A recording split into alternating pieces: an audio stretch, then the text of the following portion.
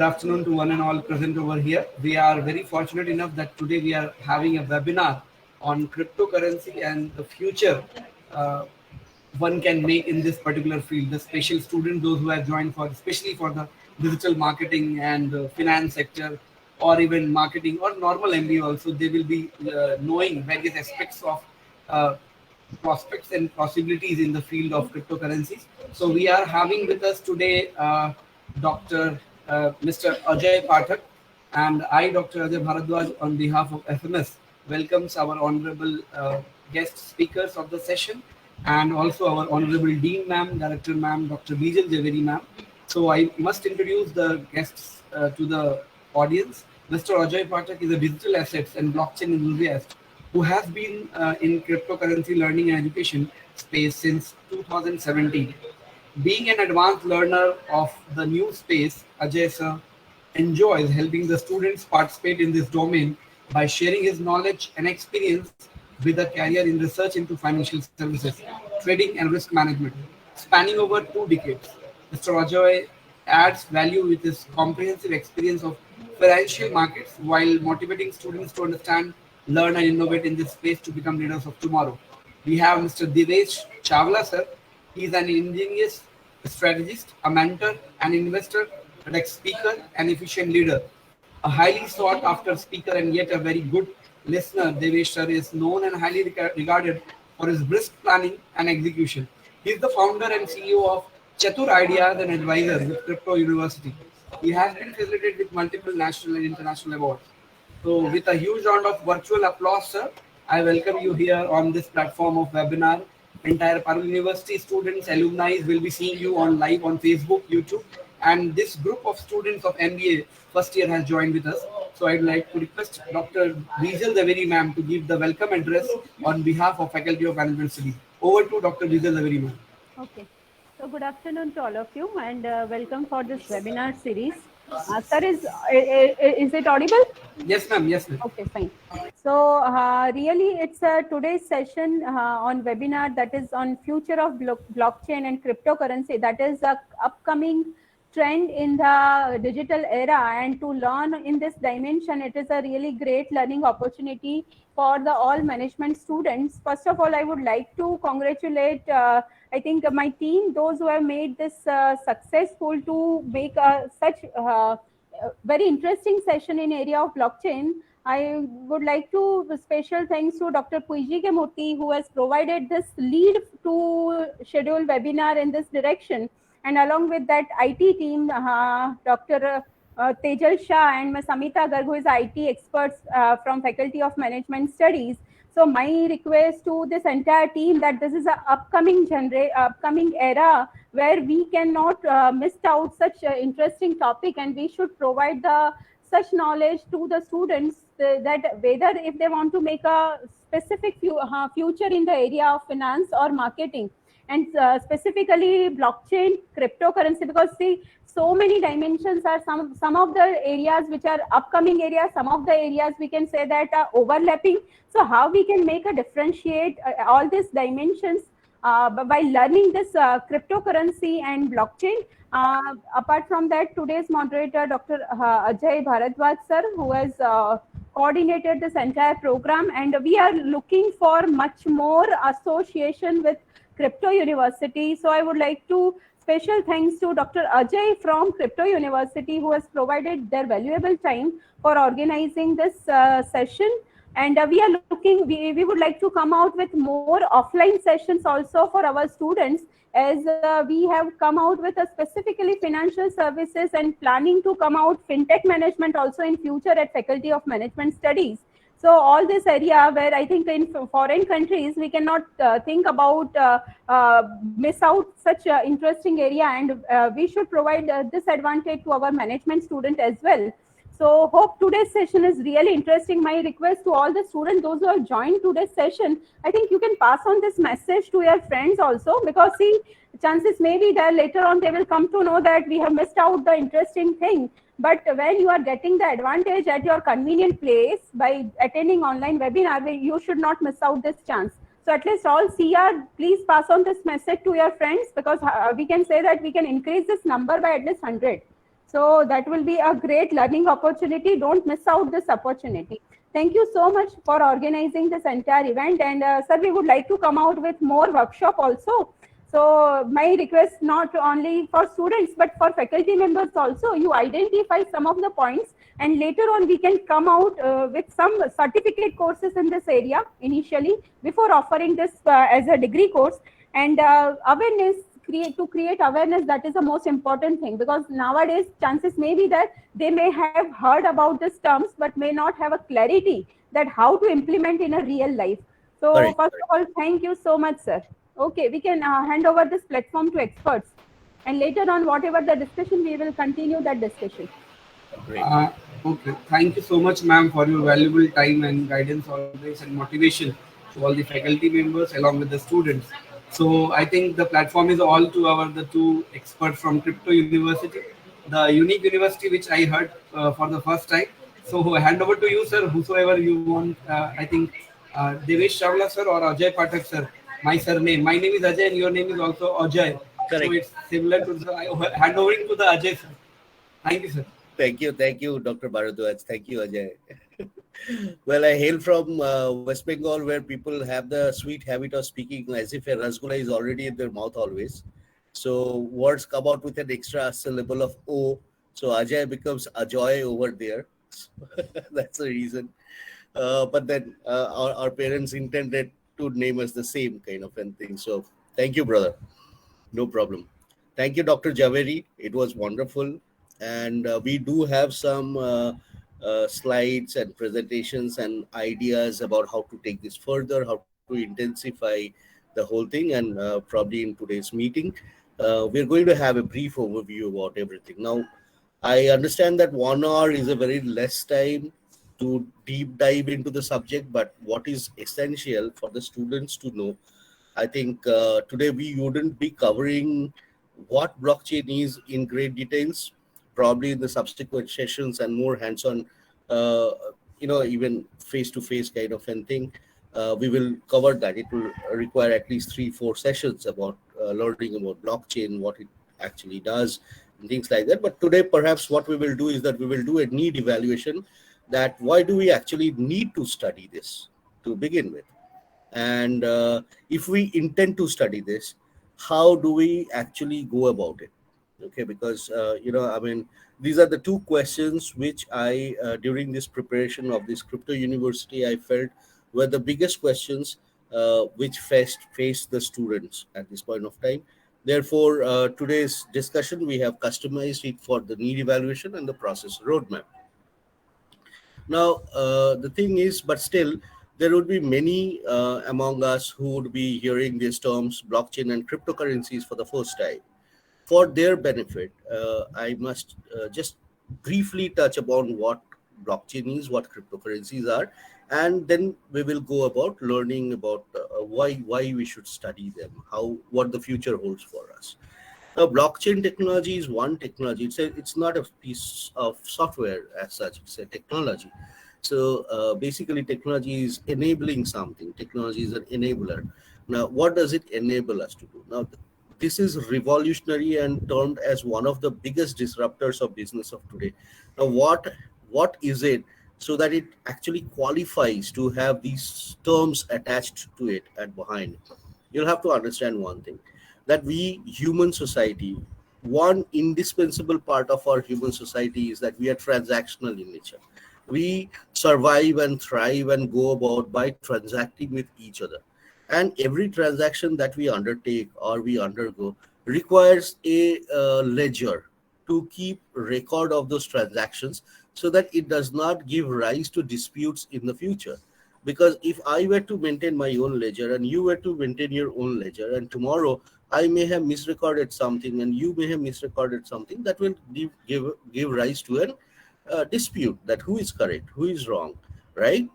So what we had employed till this point of time is a trusted third party in between, who keeps maintaining these ledgers of ours.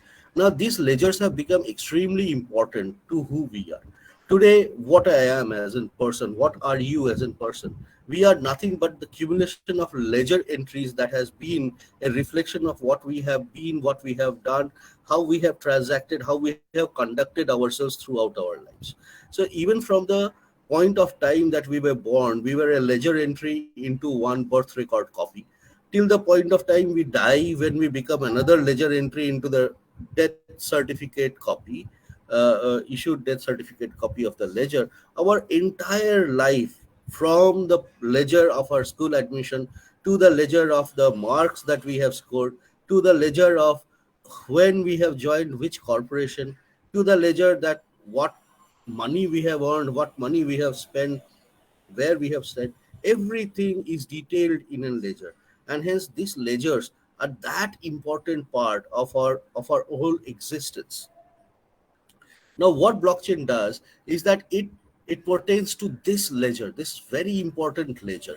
It says that okay, now till this point of time, till the inception of human society, from those tribal days when we started forming a society and transacting with each other, coming out of the caves, till 2009, and even to this point of time today, we have always appointed third parties whom we all trust to maintain the ledgers for us, in a way giving up power to make the rules for us, because they said that okay, I will entertain your request for putting your transactions into a ledger, but then you will have to conform to these rules for me to come to your service.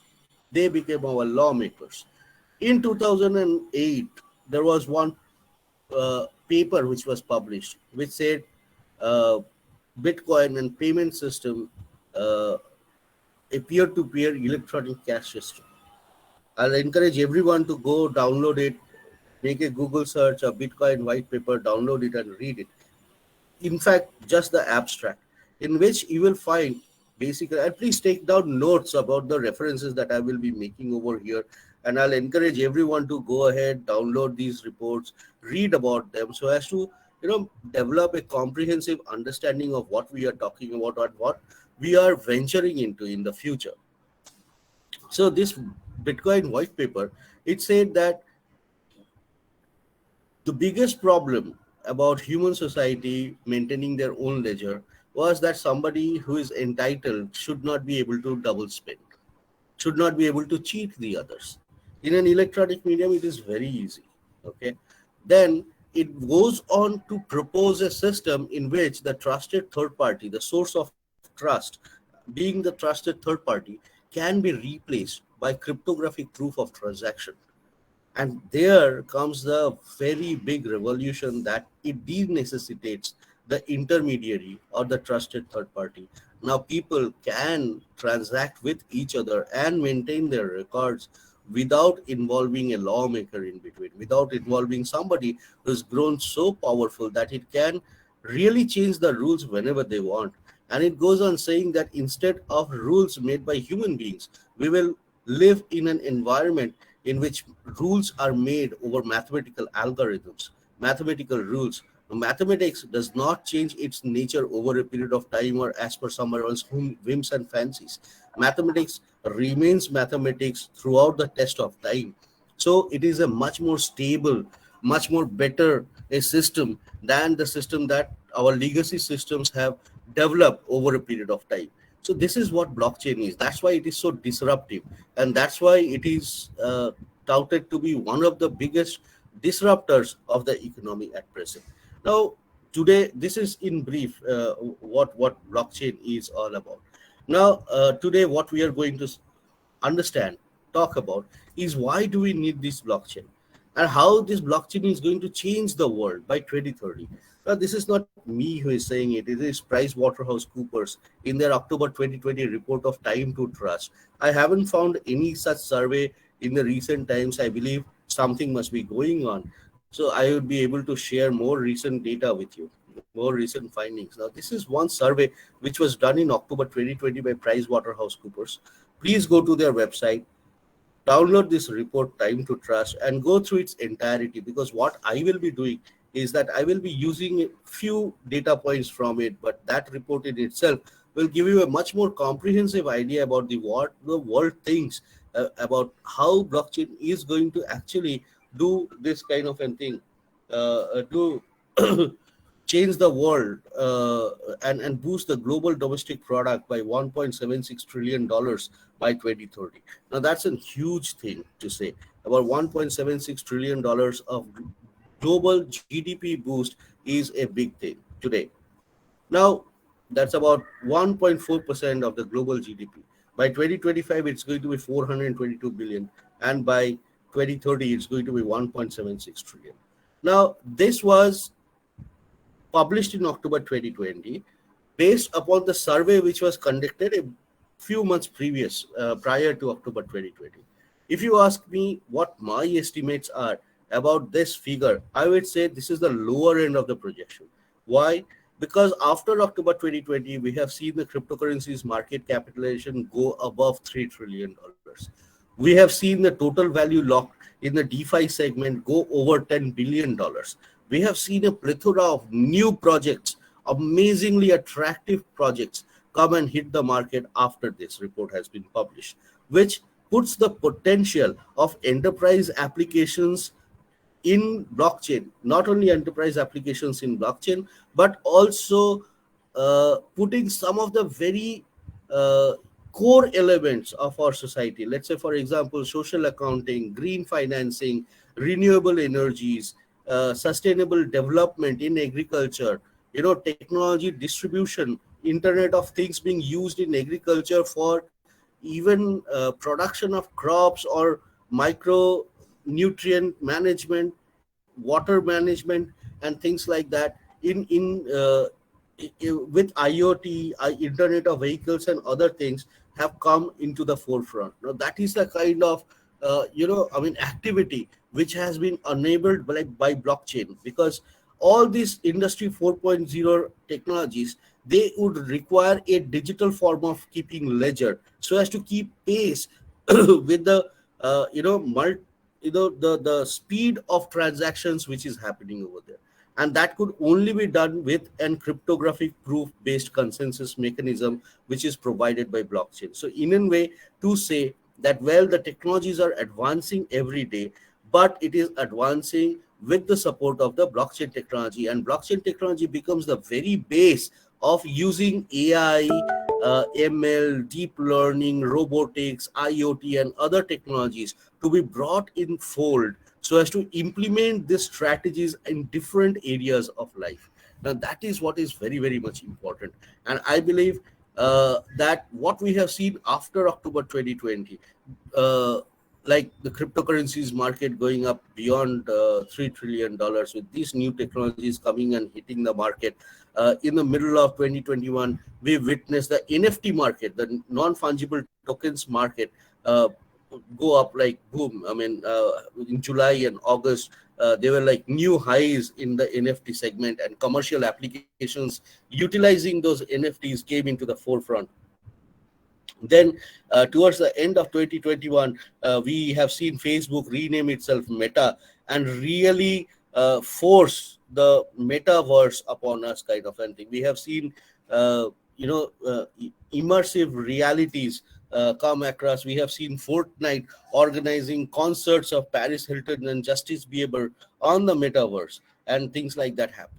So we have also seen, like only recently, a bank in Korea provide their services in metaverse to all their clients. So they have put an wearable, and through virtual reality, the customer service was made. We have seen social events like weddings happen in metaverse, and so on and so forth. So you can go Google all these things and you will find more about them. So that is the kind of activity that we have seen post October 2020, and that puts me to believe that this boost of global GDP is going to be much, much way beyond $1.76 trillion.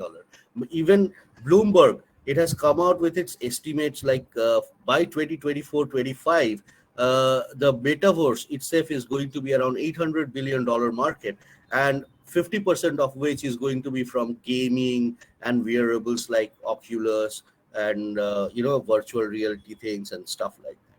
So obviously a lot of things are happening in this with utilizing these technologies at this point of time. And the very base of such, technological advances remains blockchain, because you cannot really wish blockchain not be there while you are talking about natural language processing, faster processing of data, faster recording of data, and spatial computing and technologies like that. So all put together, blockchain's opportunity looks to be much, much more than just $1.76 trillion.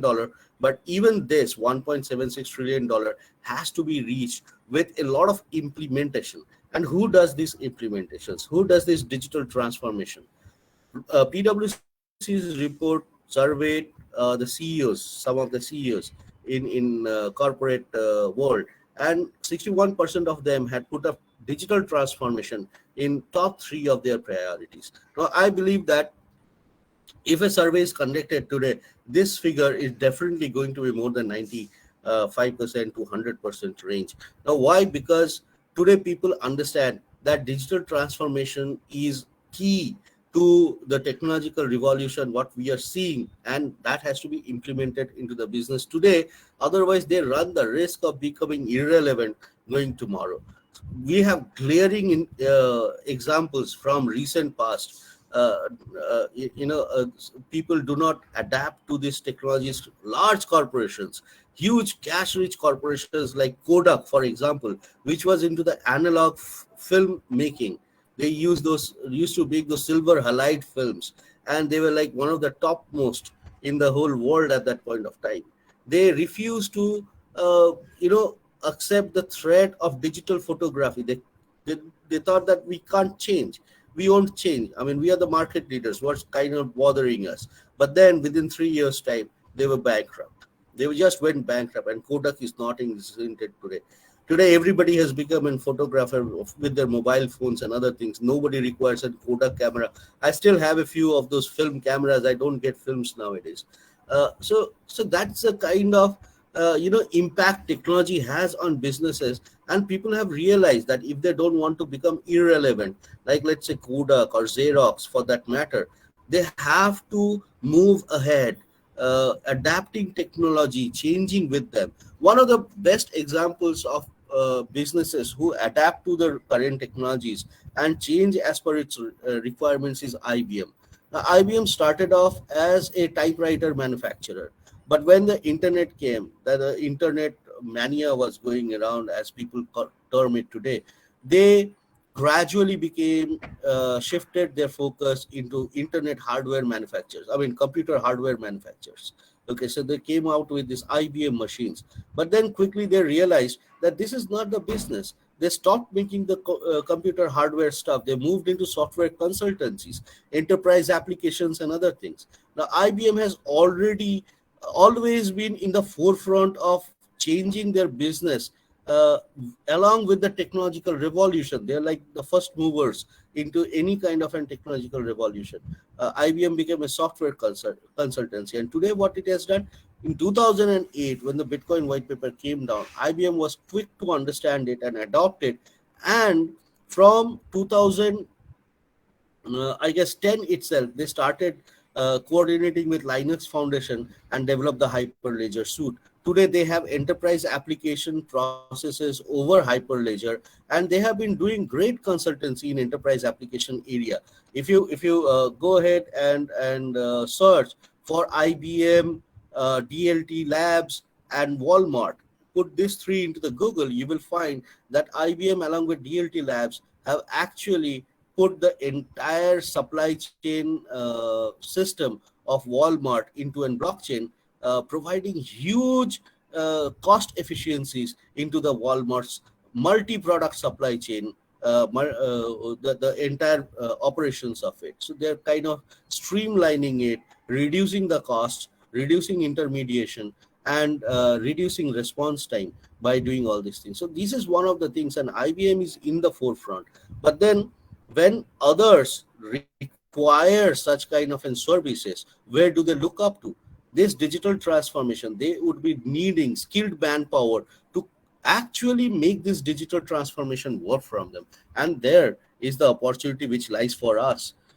So if you go through the PwC report, you will see that the PwC goes on about talking about addition of jobs, how much this blockchain addition of jobs will become, in terms of global application of blockchain in different economies. So they estimate about 42 million jobs are going to be added.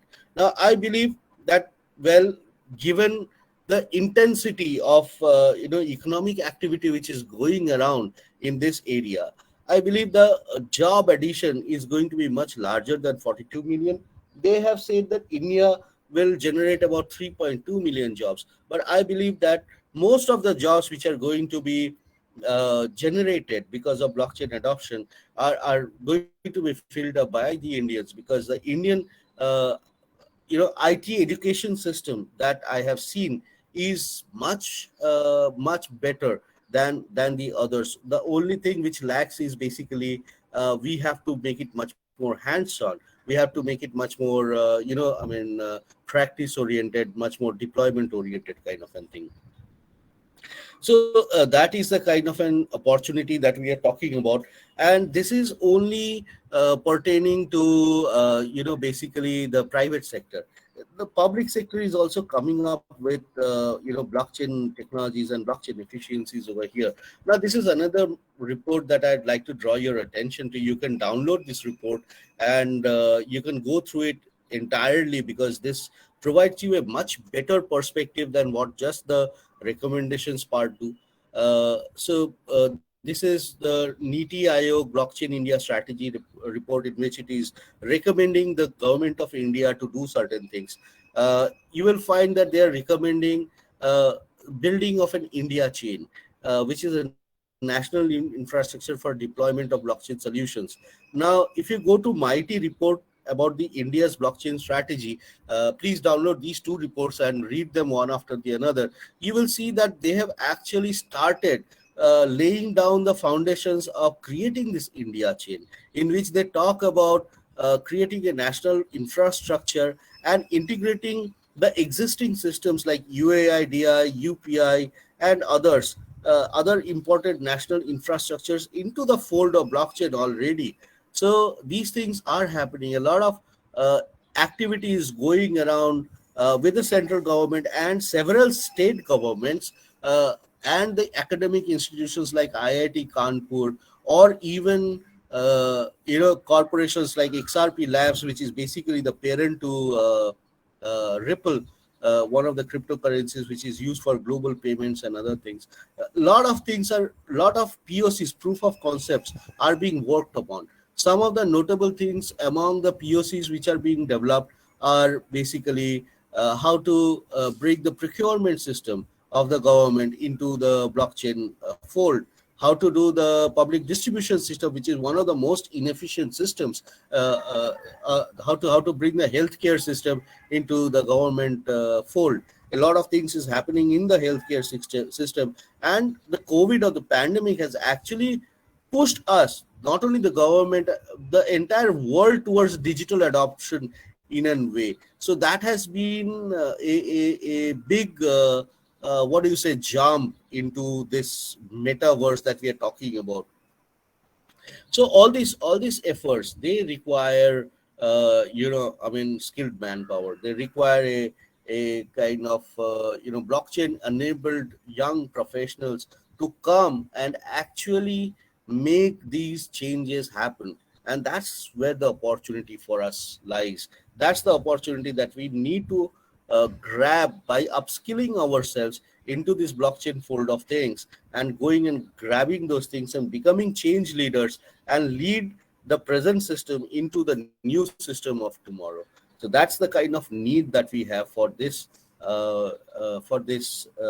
technology, to understand and learn this technology, and how to design it, develop it, and deploy it across different segments. Now, the kind of jobs, now this is not a very exhaustive list, I must say. There could be many much more, but there are like core jobs, core areas which would be requiring some amount of blockchain intuition to be applied so as to make the digital transformation happen. So we will be having core jobs like blockchain developer, architect, administrator, project manager, UX designer, quality engineer, consultants, legal consultants, engineers, and analysts. Now these are the core areas which, if you just look around, any IT application or any enterprise application would require these kind of roles to be there. So does blockchain. But apart from this, there is another thing, the last column I'd like to draw your attention to. So we have some peripheral jobs, but these peripheral jobs are also of great importance, because if you go to World Economic Forum and you look out for Industry 4.0 revolution and try to study what it is actually, you will find that Industry 4.0 revolution is something which does not pertains only to the industries or the corporations. Okay, now Industry 1.11 first industrial revolution is all about steam engines, mechanization of the whole industry. Then second industrial revolution was about increasing the efficiency of the production process by introduction of assembly lines and things like that.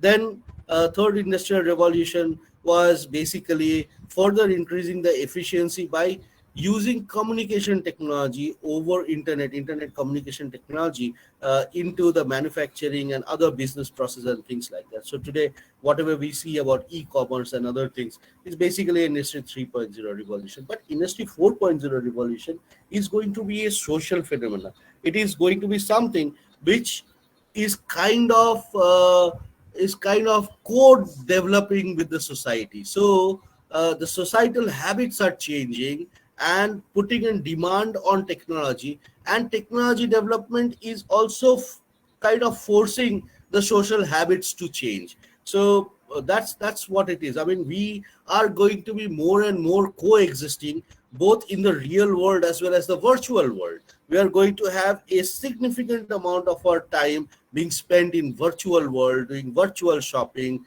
doing virtual social networking, marrying in metaverse, and things like that are already started happening. So the society needs to be included, and these technologies are therefore called inclusive technologies, and the society needs to be included so as to make it much more robust.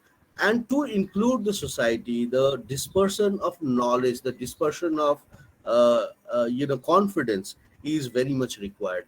And these social jobs like a blockchain content writer, social media marketing, community managers, trainers, and educators, these jobs are going to be also going to be of much more importance to proliferate these technologies into the larger sections of the society in very simple manner, so that you understand the back end of it, and you kind of are able to communicate and onboard people into the technology end of it. So that's the kind of job scope. Gitansh, I think your mic has been unmuted. Kindly mute your mic. Gitansh Gaur Upadhyay. Gitansh, okay, thank you. Sorry, sir, for interruption. Yeah, no problem. So this is not an exhaustive list, like to become eligible to, kind of get those jobs. We need to upskill ourselves. So these are the kind of skills that might be required. Now, this is not an exhaustive list, and please do not take this is just an indicative kind of a list. That what are the different technologies or skills that would be required to address the kind of need that we see evolving in this area. So obviously there's going to be an understanding of some blockchain techs like Ethereum, Hyperledger, Ripple. Now, depending upon that, we also need to learn certain languages, like let's say, for example, Solidity is the smart contract language, which is used in Ethereum virtual machines. So Solidity, if you want to do a career in Ethereum, you might need to learn Solidity. But if you're doing interoperability protocols over Polkadot, you need to learn Rust. And Cardano, if you're doing enterprise applications on Cardano, you might need to learn Haskell and things like that. So you need to understand some of the blockchain techs, how they are working, and how basically to get into that fold. Of course, some coding languages which has become universal in nature today will be required, and you'll also be needing some blockchain development tools like Geth, Mist, Parity, and others. Some development and operations, because we are talking mostly about business operations and business functions to come into the play. So DevOps tools like Jenkins, Selenium, and others, Travis, will be required. Some cloud creation, because the entire digitization is going to happen in the cloud or internet enabled. So cloud creation tools are required, and some other skill sets which will provide you that pertinence edge to kind of innovate new solutions into old food with the new digital transformation, like what are fintech technologies, what is cryptography, what is how information science is made more secure, and things like that. How open source programming is going to be, like walled garden for the metaverse and things like that. So all these are some of the skills which are required. We'll get to know details and in depth about it when we actually take a deeper dive into that. But anyways, you can say, and a lot of people say that, well, uh, we have such a huge curriculum already, and you're asking us to go through all of this. Don't you think it is burdensome for us? No, if you take it in an approach, in a roadmap kind of an approach, I don't think it should get too burdensome. So we have kind of tried to answer that question, anticipating that question coming to everyone's mind. That we start off with, some basic knowledge, developing what are blocks, what are chains, what to trust in the system, and so on and so forth. And we'll come to know about the functioning, the components of blockchain, the process with which it works, how cryptography gives you that kind of insecurity, which can be trusted upon, and so on and so forth. What is proof of work? What is proof of stake? What is a consensus algorithm? Why is a consensus algorithm so much important?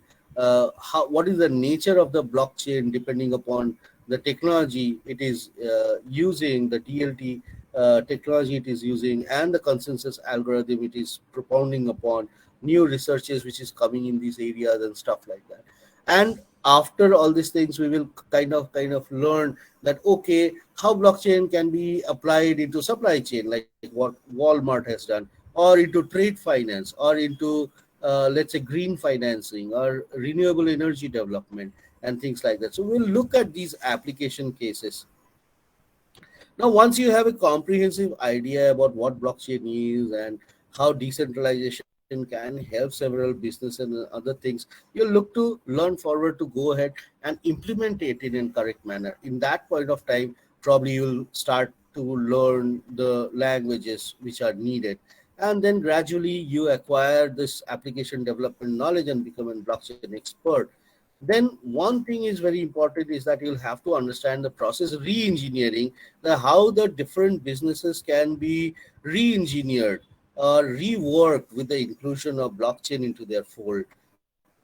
That's the time when you take up some internships, some hands-on experience. You talk about development, designing, and deployment. You see what are the real-life challenges which comes in deploying a blockchain solution across the internet and things like that. Then perhaps once you have a comprehensive idea of the challenges that you will be facing, you can decide upon how to upskill yourself so as to mitigate those challenges easily. And then you can understand all those areas where you want to work, the different roles that you want to play, different opportunities you want to explore, and take specialized programs so as to acquire those particular skills and further your career ahead. So what we are talking about is that we start with the basic, we go up to a place, and then we get into the industry. We learn more, we keep ourselves updated with the current research. This area is moving very fast. So we cannot write down in prescription today that, okay, you go ahead and learn Solidity and you'll have a fantastic career ahead. So that kind of an approach we are not taking. But we are saying that, well, we will keep on understanding which are the mostly adopted areas. And obviously, we are going to share all this information with you so that you can take a view into the future and can prepare yourself so as to address the best need that you think is going to crop up in the future. And how can we help you in this? So basically, we are not a cryptocurrency exchange, neither are we a cryptocurrency coin. I'm extremely sorry for all those people who are thinking that maybe we are an exchange, maybe we are in coin, and we could have some free airdrops. But no, we are into the business of information and knowledge dissemination. We want to be in the awareness segment, in the education segment, and in perhaps in the infotainment segment in a larger way, so as to address to the societal needs of upskilling yourself, or even going down to the basics and understanding what this is all about. So that is what CryptoWire and its efforts into Crypto University and Crypto TV. We have an application.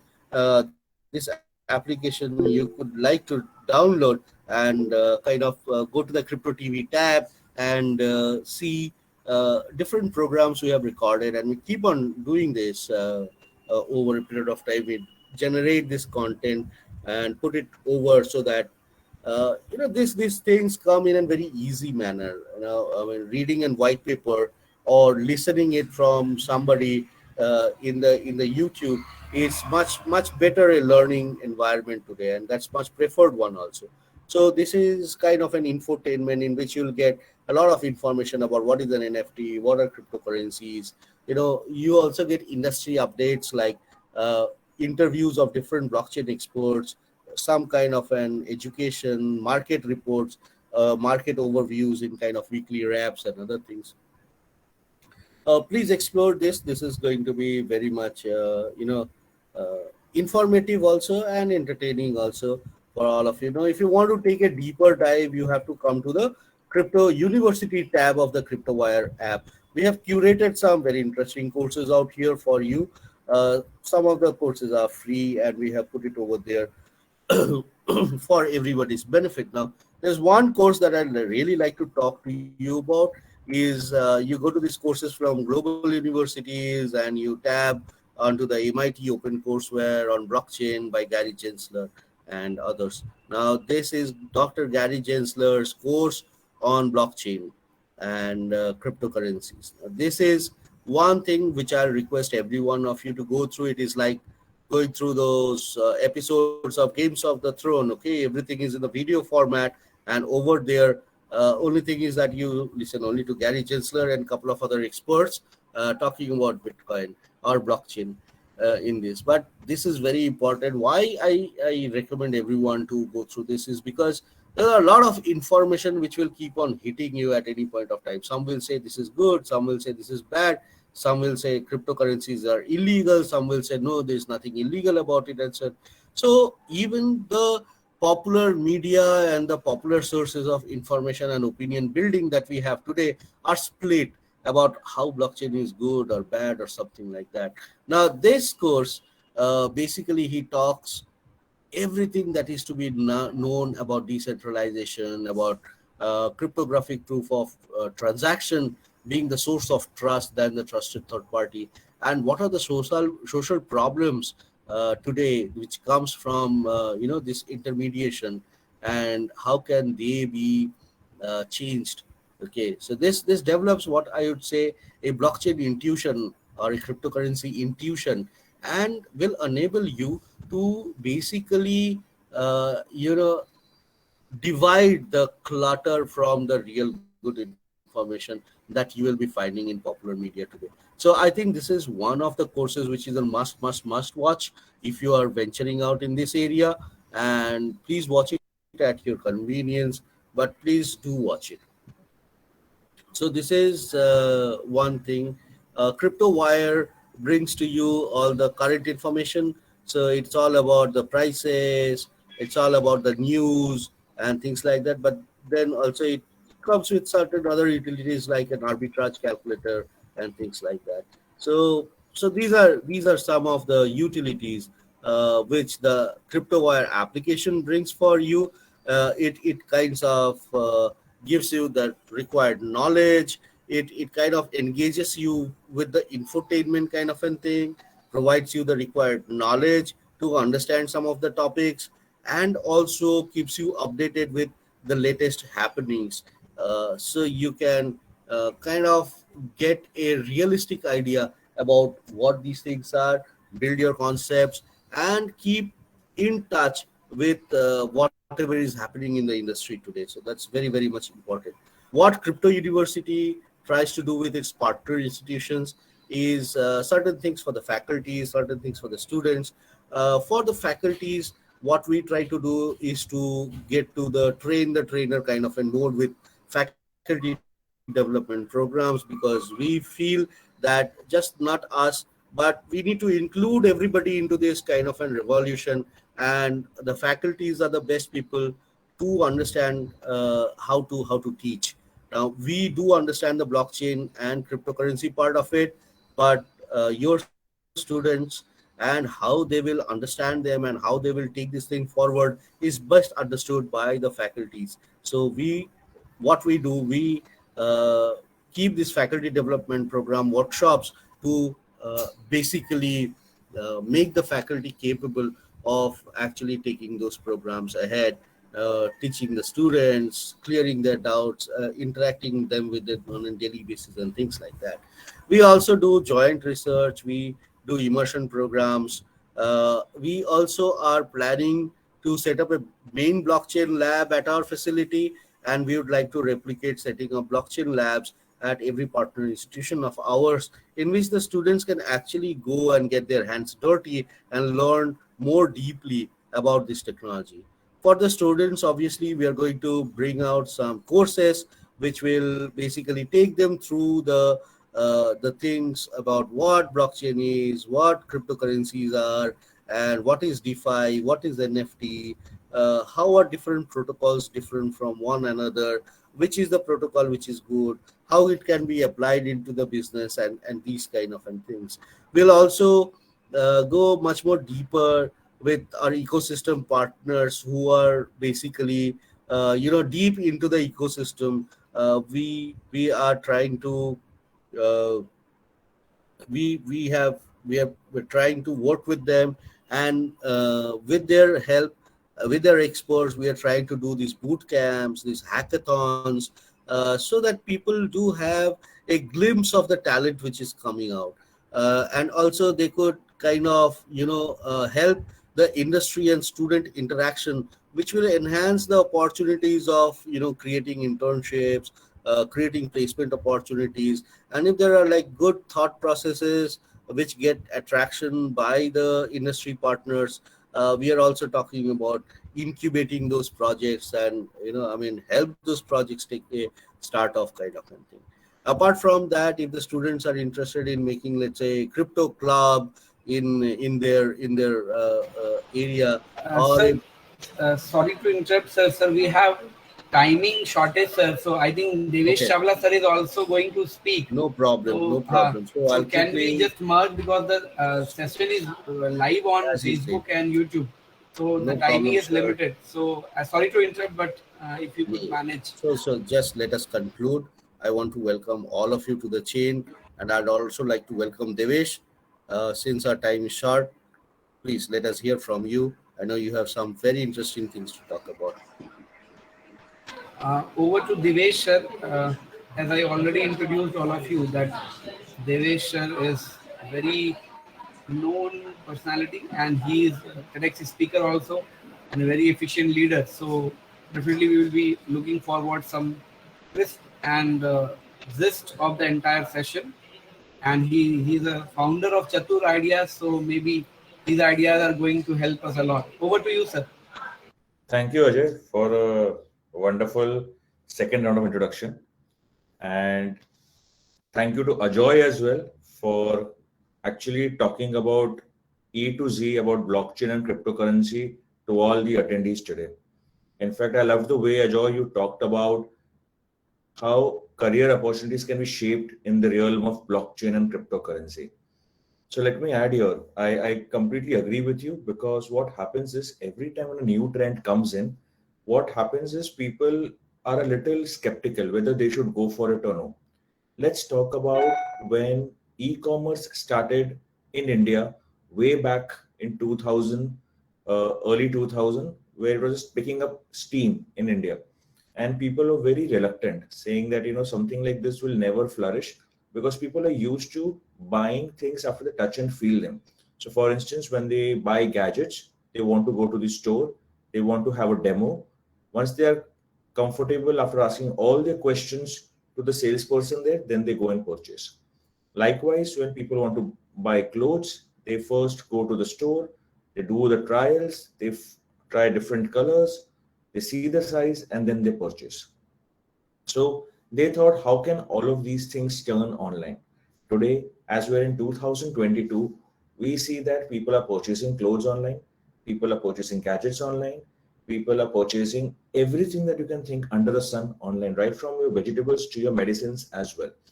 Now, how did this transformation happen? How does this paradigm shift happen? That's how technology plays an innovative role, and it ensures that everyone moves with it and becomes a paradigm shift. Now, nobody wants to get back to the old way of transacting where they have the leisure of transacting online and making life simpler for them.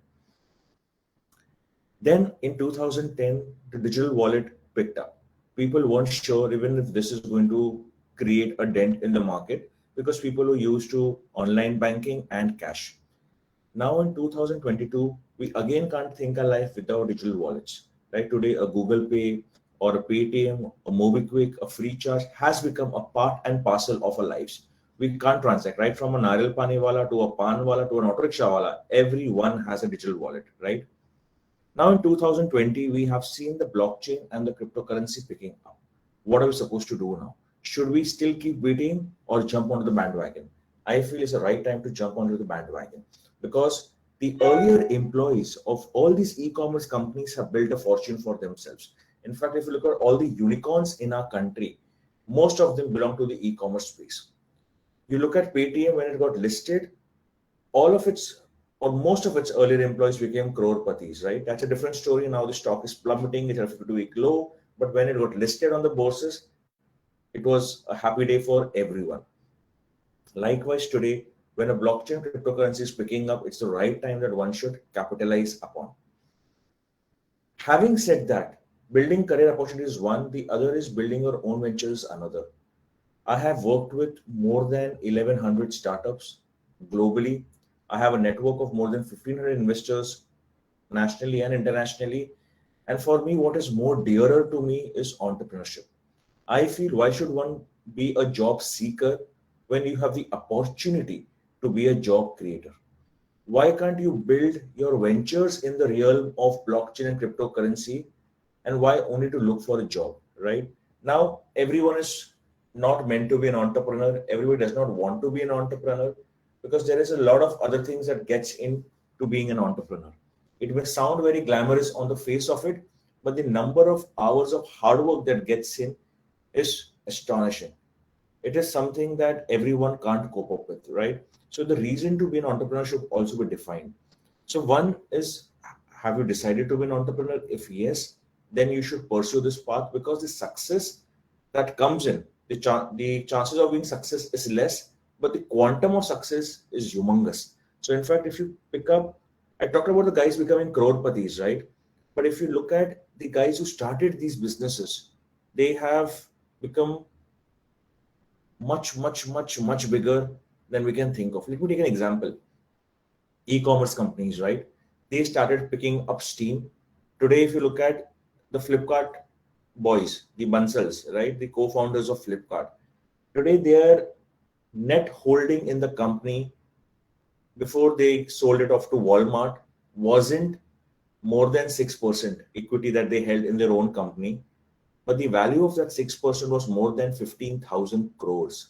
Now, that's the kind of fortune that an entrepreneur builds for himself and for his entire ecosystem, which includes his employees, his stakeholders, and everyone. Likewise, when Paytm Vijay Shekhar Sharma, in fact, he has been saying that many a time it's happened that his mom calls him and says, "Oh, are you worth so much?" Because I read in the newspapers that this is your net worth. So even he never imagined that he could have seen a rags to riches story happening in his life. So that's what entrepreneurship brings on the table. Having said that, now I'm sure you guys would be thinking that आपने बोल तो दिया entrepreneur बन जाओ, लेकिन कैसे बने? क्या किस चीज पे काम करें? There are multiple things that you can work on. Let's pick up one by one, and we'll try to wind this up as soon as we can, so that we can take some questions and then we can sign off because there is paucity of time. Let's take the example of blockchain. Today, so much can be done in the realm of blockchain. What ideas can you guys work on? Multiple things. So let's assume if you want to work in this space of, say, advertising. Today, globally, advertising companies are losing more than $40 billion in fraudulent activity. Now, if one can build a blockchain platform so that media buying can be regulated, all these leakages can be stopped, that's an addition of a revenue for the marketing and the advertising industry. Because here a penny saved is equal to a penny earned, right?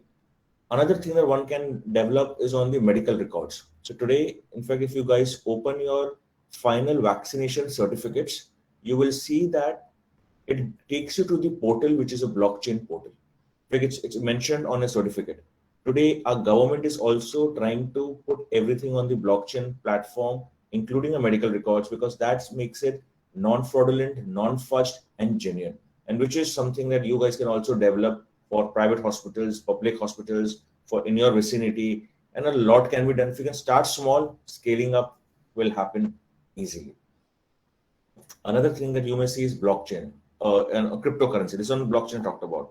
On cryptocurrency, there is so much that you can do. So in fact, there's a young student, few years ago, this guy got passed out of MIT in the US. His name is Samuel Fried. He wanted to figure out how can he become rich quickly. So he started Googling and he saw multiple things coming in front of him. And finally stumbled on Bitcoin. He's like, everyone's saying Bitcoin makes money. What should I do here? He saw people making 100% returns on it. So he said, okay, let me see what I can understand. He saw the price of Bitcoin, the US exchange, $10,000. He didn't understand what to do. He kept surfing. He saw the price of the same Bitcoin in the Japanese exchange at $11,000. And now he got him thinking. He's like, what if I can do something as simple as buying at 10,000 and selling at 11,000, because there's an arbitrage opportunity, because same Bitcoin is sold at two different prices in two different parts of the world. And he started doing that in huge quantities. Today, he's just 29 years of age and he runs a crypto exchange in the US, and his net worth is more than $17.5 billion.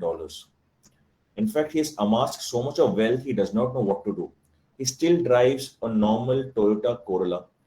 He does not even have a Lamborghini or Ferrari, which he can easily afford, not even looking at his bank statement. But his motive now is he does not want to spend that money. He just wants to donate to charity so that he can help the world. He's already donated close to $5 billion and has a target of $50 billion for the coming years. Now, that's the kind of initiatives people are taking. Students, your students are thinking of something really out of the box and building their ventures upon. At Crypto University, we would be more than willing to support you, whether it is for your jobs, whether it's for your entrepreneurship venture, we are there for you. If it's for your jobs, we are happy to give you internships, placement opportunities. If it's to build your entrepreneurial career, we are happy to provide you with some live projects, with some incubation facilities as well. In fact, Ajoy and I would love to hear some ideas from you. If you guys can think on what ventures can you build in the realm of blockchain cryptocurrency, or you have any other question that you wish to ask. I'll keep it short and sweet as of now because we are short on time, but we are open to questions if at all you guys have any. So over to you, the audience. Ajoy and I am more than happy to answer. Any questions, students, from all of you? If you would like to ask any questions, it's fine. Else, you can. We are planning, as already Dean Ma'am told, that we will be having an offline session also, workshop on this very soon. So that time you can have your queries resolved. No questions, guys? That means everything is understood or nothing is understood. But thanks to Devesh Shavla sir. Ajay sir. Yes, Tejal ma'am, please, over to you. Yes, sir. I would like to ask a few questions. Ajay sir and Devesh sir, thank you so very much for introducing our students about blockchain technology. I and Amita Garg madam basically we both are working for IT area, and that's why like Bijal madam has asked to be in touch with you. So basically, sir, we under the guidance of Dr. Bijal madam are open for adding many specialization. Right now we have in MBA around 20 specialization, and we are also planning to add fintech as one of the specialization. So basically, for that we are trying to understand what is the feasibility of this courses, by giving the background that our students, many of the students does not have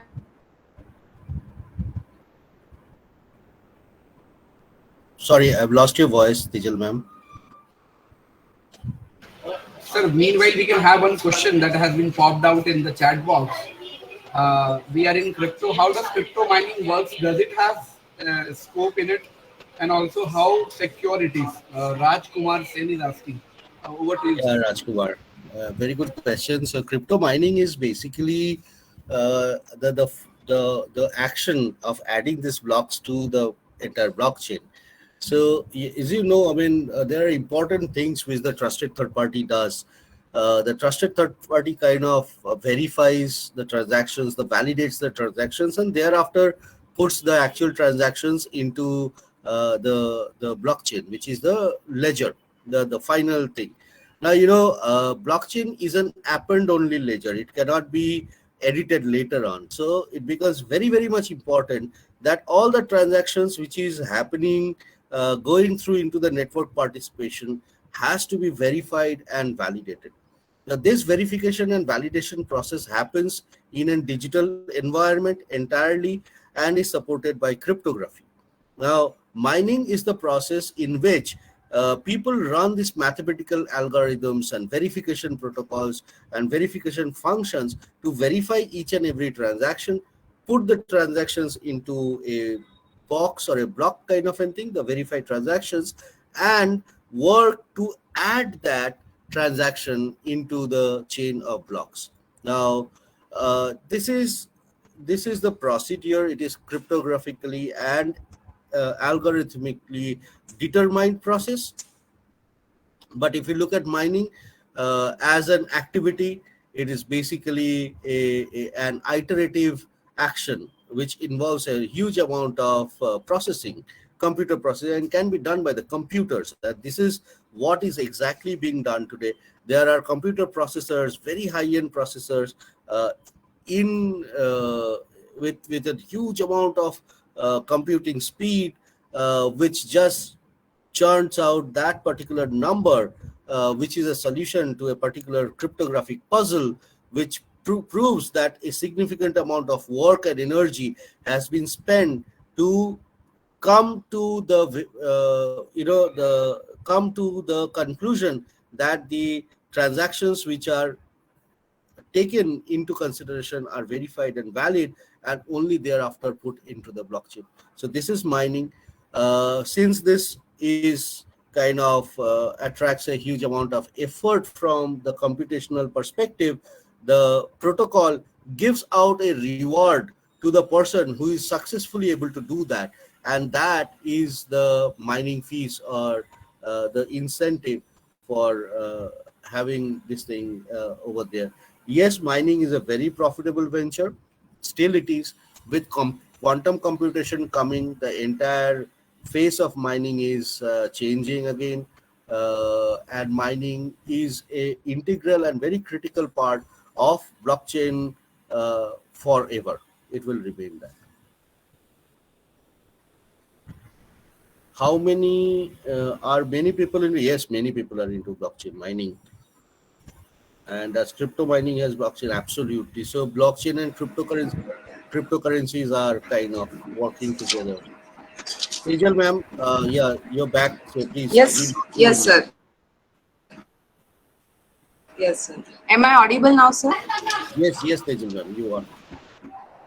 Okay, yes. So, sir, what I was telling is that we are open for any new specialization.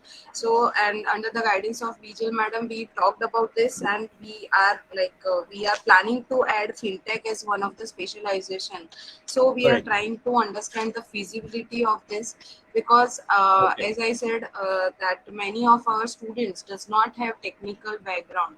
So basically, we would like to understand, and if is it possible for you to provide hands-on experience, or an Right.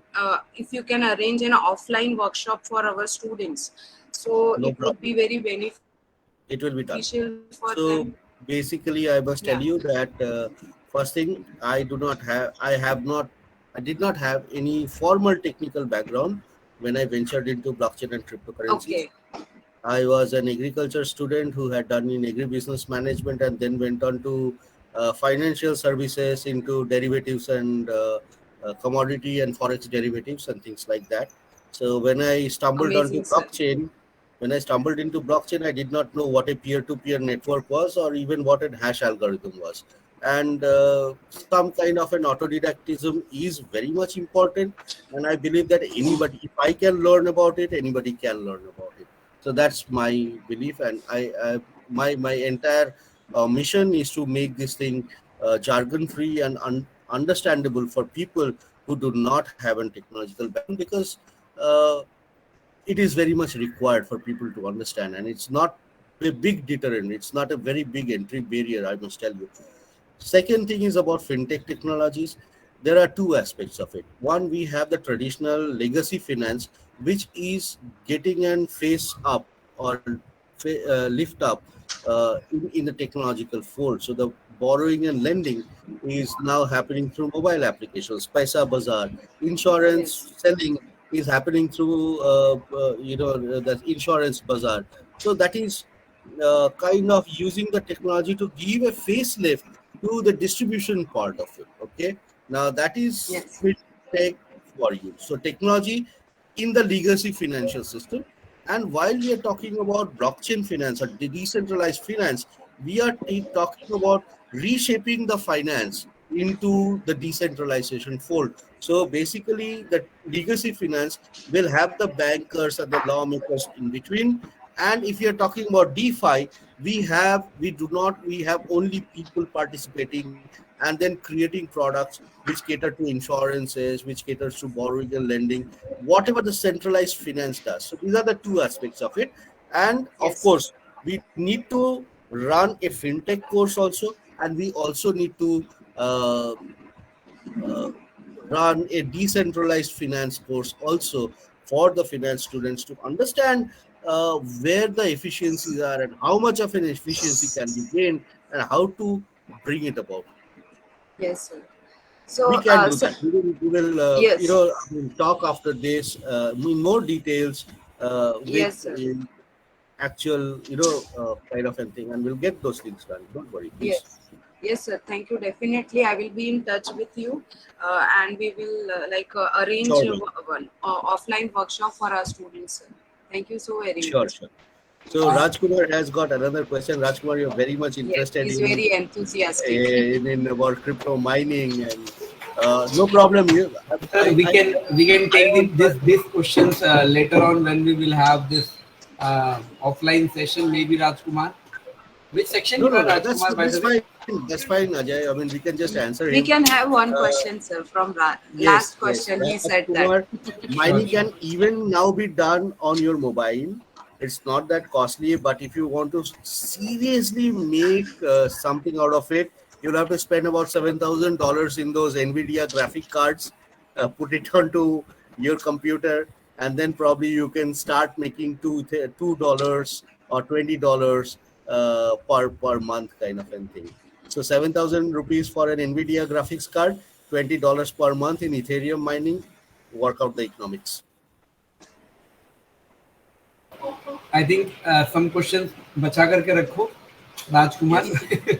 सारे question अभी पूछ लोगे तो offline workshop में क्या पूछोगे.